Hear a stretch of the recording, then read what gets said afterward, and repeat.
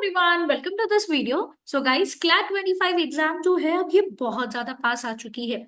सिर्फ 40 डेज बाकी है और दिल की धड़कनें जो है ऐसे तेज हो रही है ये सोच सोच के कि 1 दिसंबर जो है आएगा तब क्या होगा, पेपर कैसा आएगा। और ये टाइम जो है ये लास्ट 40 डेज का बहुत ज्यादा इंपॉर्टेंट बन जाता है। चाहे आप एक ऐसे स्टूडेंट हो जिसने प्रिपरेशन काफी टाइम पहले से शुरू करी है, या फिर अगर आप एक ऐसे स्टूडेंट हो जिसने अभी अभी रिसेंटली क्लैट एग्जामिनेशन देने का डिसीजन लिया है, तो ये वीडियो आपके लिए है जहां पे मैं लास्ट 40 डेज में आपको क्या क्या चीजें करनी है ये डिस्कस करूंगी। बिकॉज सी गाइस, एग्जामिनेशन के कुछ दिन पहले बहुत इंपॉर्टेंट होता है। बिकॉज अगर हम जेन्युइनली देखें, चाहे आप कितने भी टाइम पहले से पढ़ाई कर रहे हो, बट जो सीरियसनेस है वो एग्जाम के ठीक पहले आती है। तो चलिए देखते हैं कि ये लास्ट 40 डेज जो है हमें उससे कैसे जो है सुलटाना है। तो सबसे पहले तो ये सोचना बंद कर दो कि मुझसे होगा कि नहीं होगा क्लैट क्लियर।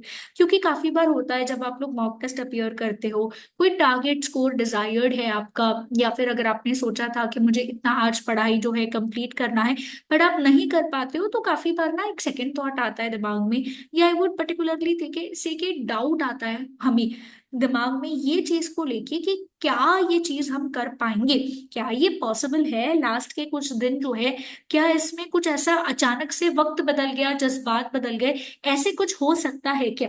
तो जरूर हो सकता है गाइस, जब इंडिया क्रिकेट खेलती है लास्ट बॉल पे भी पूरा गेम बदल जाता है। जहां पे कहीं कोई चीज एक्सपेक्ट नहीं करी थी, बट वो एक लास्ट बॉल, वो लास्ट ओवर जो है सब कुछ चेंज कर देता है। तो अभी तो हमारे पास पूरा महीना बाकी है, महीना नहीं, उससे 10 दिन और एक्स्ट्रा है। तो क्यों नहीं चेंज हो सकता है। Just believe in your self. आप जो सोच रहे हो आप उससे कहीं ज्यादा केपेबल हो। आप जो सोच रहे हो कि मैं इतना कर सकता हूँ, ये चीज मेरे बस में है, आप उससे कहीं ज्यादा कर सकते हो। क्योंकि आप जब उतना सोच सकते हो तो आप उतनी कैपेसिटी भी रखते हो। वो ड्रीम जब बिग है आपका, तो उतनी कैपेसिटी है कि आप उस ड्रीम को अचीव भी कर पाओ। So you are better than you think, and in fact अब टाइम आ चुका है गाइस जहां पे आपको आपका बेस्ट वर्जन बनना है। और ये बेस्ट वर्जन ही आपको क्लैट एग्जामिनेशन क्लियर करने में हेल्प करेगा। तो ये बेस्ट वर्जन लाने के लिए अब ये 40 डेज है हमारे पास, और अब हमें इन 40 डेज को कुछ ऐसे यूज करना है जहां पे हर एक दिन, हर एक घंटा हमारे लिए इंपॉर्टेंट है, हर एक टॉपिक हमारे लिए इंपॉर्टेंट है, और रिवाइज करना हमें भूलना नहीं है।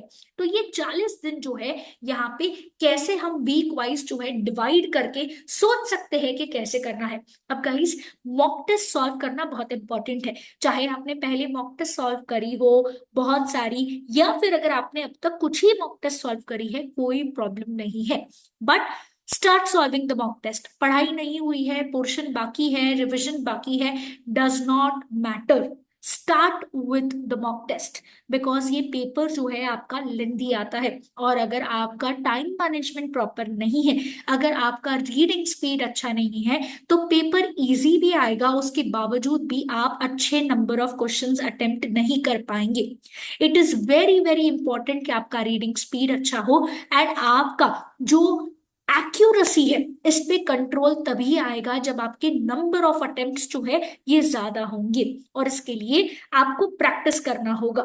Start solving 3 to 4 mock test per week, और साथ साथ एक मॉक टेस्ट सॉल्व करोगे, तो मॉक टेस्ट सॉल्व करने के बाद उसका रिवीजन जो है आपको उसके पहले कंप्लीट कर लेना है। तो आपका जो बेसिक जो सब्जेक्ट्स है, थियोरेटिकल सब्जेक्ट्स है, जिसमें आपको कंसेप्ट है, जैसे मैथ्स के फॉर्मूलाज हो गए, लीगल का कॉन्ट्रैक्ट एक्ट, कॉन्स्टिट्यूशन हो गया, टॉर्ट्स हो गए, फैमिली लॉ हो गए, इसका एक रिवीजन जो है कंप्लीट कर लीजिए। और करंट अफेयर्स, आई नो ये सबसे चैलेंजिंग टास्क बन जाता है क्लैट के प्रिपरेशन में, जहां पे हर international current affair, national current affair, in fact कोई छोटे से छोटा चीज भी हमें लगता है क्या पता क्लैट में गलती से आना जाए, बट दैट्स फाइन।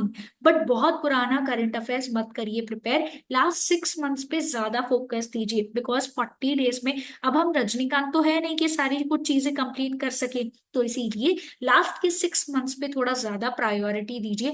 और ये मेक श्योर करिए कि आप लोग लॉजिकल रीजनिंग भी नहीं भूल रहे हो। क्योंकि बहुत सारे स्टूडेंट्स ये गलती कर देते हैं कि इंग्लिश और लॉजिकल रीजनिंग उन्हें लगता है सेम है, will be able to manage, but दोनों बहुत अलग है, और दोनों का वेटेज जो है गाइस बहुत अच्छा खासा होता है। इसीलिए कोई भी सब्जेक्ट ऐसा मत करना कि मैंने एकदम से छोड़ दिया है, इसको मैंने नेक्स्ट वीक में करना है या मैंने बाद में कर लेना है।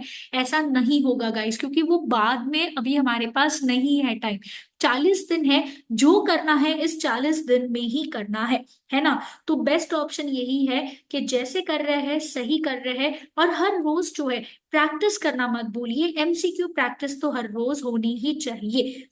जैसे समय आगे बढ़ेगा, आप नेक्स्ट वीक में आ जाओगे, मेक श्योर करिए गाइस कि आप एटलीस्ट 5 to 6 मॉक टेस्ट तक जा रहे हो। इट इज नॉट नेसेसरी कि हम जो है यहाँ पे सिर्फ पहले पढ़ाई पढ़ाई पढ़ाई करें। रिमेम्बर गाइस, ये पूरा पेपर आपका एमसीक्यू बेस्ड पेपर है। तो अगर आप सिर्फ पढ़ाई करके जाओगे, आपको कंसेप्ट आता भी है, बट आपको वहां पे लिखना तो नहीं है ना, वहां पे तो आपको वो कंसेप्ट अप्लाई करना है उस दिए गए reading comprehension that is RC पे, और फिर कंक्लूड करना है। तो वो कंसेप्ट 100% याद रखने से कोई बहुत बड़ा फायदा तो नहीं होगा, बट अगर हो भी गया और आपके नंबर ऑफ अटेम्प्ट्स कम हुए तो फिर जीरो ही उसका वैल्यू होगा इतना सब एफर्ट्स लेने का। तो इससे बेटर ये है कि आप कंटिन्यू करते रहे रिवीजन। जीके करंट अफेयर्स तो बिल्कुल मत छोड़िएगा, हर रोज करिएगा। और 5 to 6 mock test per week practice करने से क्या होगा, आपका जो कमांड है और जो स्पीड है ये ग्रेजुअली इंक्रीज हो जाएगा। अब सडनली हर रोज एक साथ करने बैठेंगे तो नहीं है, रोज थोड़ा थोड़ा थोड़ा थोड़ा करके अगर हम हैबिट डाल रहे हैं तो ये चीज क्या होगी, पॉसिबल हो जाएगी। बिकॉज सी गाइस, बहुत इंपॉर्टेंट है कि आपको आइडेंटिफाई करना होगा आपके वीक एरियाज को और आपके स्ट्रॉन्ग एरिया को। अगर आप इसमें आइडेंटिफाई करने में चूक गए तो आपको नहीं समझ में आएगा कि आपका कौन सा सेक्शन ऐसा है जो टाइम ज्यादा लेता है। बिकॉज अगर आप अभी समझ जाओगे मॉक टेस्ट प्रैक्टिस करने से, तो आप एग्जाम के वक्त वो सेक्शन जो आपका ज्यादा टाइम लेता है, आप वो प्रायोरिटी सेट कर पाओगे। आप वो प्लान कर पाओगे कि पहले मुझे ये सेक्शन सॉल्व करना है, उसके बाद ये सॉल्व करना है। अगर कोई पेपर कोई पार्ट लेंदी आ गया तो पहले मैंने इसको टैकल कैसे करना है, आपके दिमाग में अलग से उस वक्त प्लान बना के फिर एग्जीक्यूट करने का टाइम नहीं होगा। अगर उस समय पे आप इतने फास्ट हो कि आप आइडेंटिफाई कर पा रहे हो कि क्या चीज आप आसानी से कर पाओगे और कौन सी चीज में आपको ज्यादा टाइम लगेगा, तो इट विल हेल्प यू। तो इसीलिए ये चीज जो है बहुत ज्यादा जरूरी है कि आप रिवीजन करने के साथ साथ क्या करते रहो, मॉक टेस्ट जो है ये सॉल्व करते रहो। जितने हो सकता है उतने टॉपिक वाइज टेस्ट सॉल्व करो, मॉक टेस्ट जो है क्या करते रहो, सॉल्व करते रहो। और फाइनल वीक सारे इंपॉर्टेंट टॉपिक्स का रिवीजन कर लो, जो आपने मॉक टेस्ट दी हुई है ये सारी चीजें जो है एक बार गो थ्रू कर लो। कुछ ऐसे टॉपिक्स रहे होंगे, कुछ ऐसे आरसी रहे होंगे, कंसेप्ट रहे होंगे जो थोड़े आपको परेशान किए गए होंगे, तो वो क्या कर लो, एक बार से ऊपर ऊपर से देख लो, ताकि आप वापस उन सारी चीजों को क्या कर लो, रिकलेक्ट कर लो। एंड रिमेम्बर, जो मॉक टेस्ट आप लोग सॉल्व कर रहे हो उसे एनालाइज करना मत भूलना, क्योंकि बहुत सारे स्टूडेंट्स एक गलती करते हैं, सॉल्व तो कर लेते हैं 2 घंटा बैठ के मॉक टेस्ट, बट उसका एनालिसिस नहीं करते हैं। और एनालिसिस का मतलब ये नहीं कि मैंने सिर्फ करेक्ट आंसर्स देख लिए तो खत्म हो गया मेरा एनालिसिस। एनालिसिस का मतलब होता है कि you have to focus on your accuracy. You have to focus कौन सा सेक्शन आपका ज्यादा टाइम लेता है, कौन सा सेक्शन ऐसा है जो आप कम टाइम में सॉल्व कर लेते हो।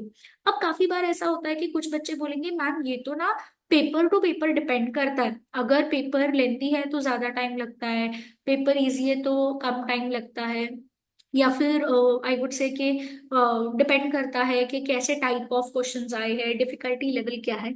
आई नो कि डिफिकल्टी लेवल और लेंथ मैटर करता है, बट कोई तो कुछ चीजें तो कॉमन होंगी, पूरा का पूरा पेपर तो अलग नहीं होगा ना। तो कहीं तो कुछ तो एरियाज ऐसे होंगे जहां पे you are like okay fine, I am a pro in this, I will do it. And certain topics will be like okay fine, I need to think about it and I need to think twice before marking the answer because this is not 100% I'm accurate at. Okay, so there will be certain points and you need to identify your mistakes. You need to identify your weaknesses in this 40 days, guys. इससे आपका क्या होगा, आप जो है एक अपने दिमाग में ट्रैक कर लोगे कि हाँ भाई मुझे ये चीजें आती है, ये चीजें मुझे नहीं आती है, तो उस पर आप फिर क्या कर पाओगे, इम्प्रूव कर पाओगे। रिमेंबर, कुछ ऐसे सेक्शन जिसमें आप कंसिस्टेंटली मार्क्स लूज कर रहे हो, उसमें आपको बहुत ज्यादा क्या करने की जरूरत है, मेहनत करने की जरूरत है। एंड वेरी इंपॉर्टेंट गाइस, अब काफी सारी चीजें जो है दिमाग में आती है, तो क्या करना है क्या नहीं करना है ये लास्ट 40 डेज में। तो सब्जेक्ट वाइज जो है आपको मैं बता देती हूँ कि लीगल एप्टीट्यूड में लीगल प्रिंसिपल्स जो है आपको आरसी में पूछे जाते हैं।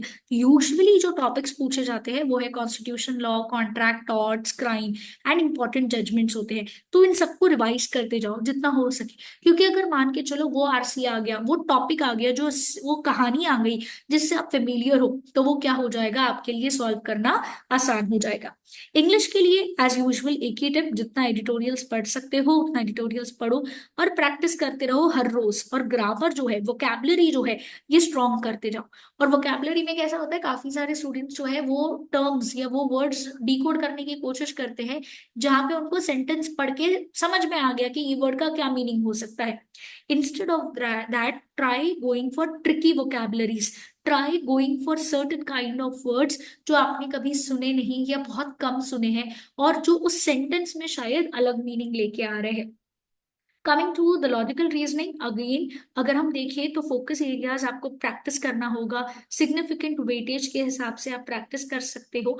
क्रिटिकल रीजनिंग ही आपको पूछा जाता है, बट एक इंश्योर करिए कि आप लोग हर रोज क्या कर रहे हो, एमसीक्यू सॉल्व कर रहे हो। जीके करंट अफेयर्स जो है लास्ट 6 to 12 मंथ्स के ही इंपॉर्टेंट होते हैं। और मैथ्स जो है हर रोज 10 से 15 क्वेश्चन सॉल्व करिए, चाहे आपको नहीं भी पसंद हो फिर भी क्या करते रहिए, सॉल्व करते रहिए। कोई डाउट आ रहा है तो नीचे कमेंट बॉक्स में मेंशन करिए। बी एडुकेयर एक कोचिंग इंस्टीट्यूट है जो आपको classroom, online live lectures and video recorded lectures provide करते हैं। फॉर मोर डिटेल्स आप हमारे ब्रांचेस विजिट कर सकते हो। अगर आपका कोई फ्रेंड दूसरे एंट्रेंस एग्जाम की प्रिपरेशन कर रहा है एंड या फिर अगर आपको क्लास के बारे में और कोई जानकारी चाहिए या हमारी तरफ से कोई सपोर्ट चाहिए, तो आप यहाँ पे विजिट कर सकते हो, या फिर आप हमें इन नंबर्स पे भी कांटेक्ट कर सकते हो।